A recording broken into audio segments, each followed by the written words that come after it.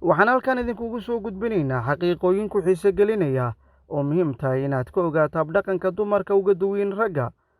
Cilmi-baarisyo la sameeyey ayaa lagu ogaaday in dabeecadaha iyo habdhaqanka ragga iyo dumarka ay aad u kala duwan yihiin mararka qaar. Haddaba waxaan idiin soo gudbinaynaa habdhaqanka ay dumarku uga duwan yihiin ragga. Tan koowaad, gabdhuhu 2 jeer ayay ka hadal badan yihiin ragga. Gabdhuhu waxay bartaan hadalka, jumladaha iyo akhriska ka hor xilliga ay wiilashu ku fahmaan. Gabdhuhu waxay ragga uga wanaagsan yihiin inay xasuusta wejiyada dadkay horay mar u arkeen, lagamana yaabo inay gabadhi maray ku aragtay ay ku garan weydo.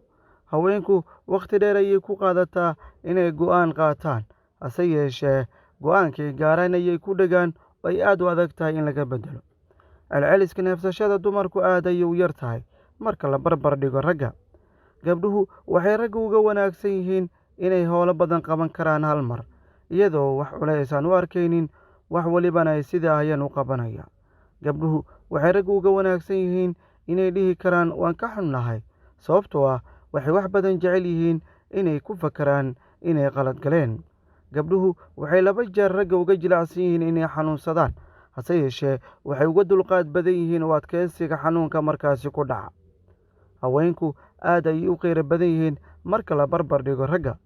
Haweenka waxay sidoo kale aad uga cabsi badan yihiin ragga.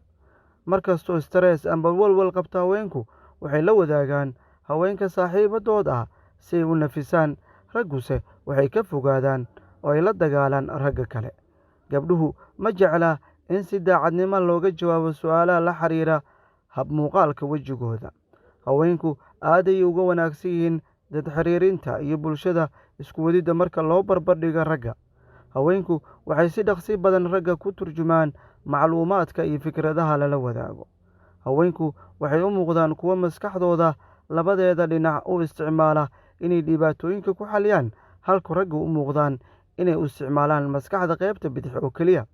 70% haweenku aamusnaanta ayay ku muujiyaan xanuunka haya. Warbixintan waxaa idinla socodsiinayay wariyaha arrimaha bulshada Gacal Ayman. La wadaag asxaabtaada oo sheer gareey warbixintan. Si aad u hesho warbixino kalena ku xirnaaw bartaan aan Facebook ku leenahay iyo sidoo kale channelka YouTube-ka. Mahadsanidin.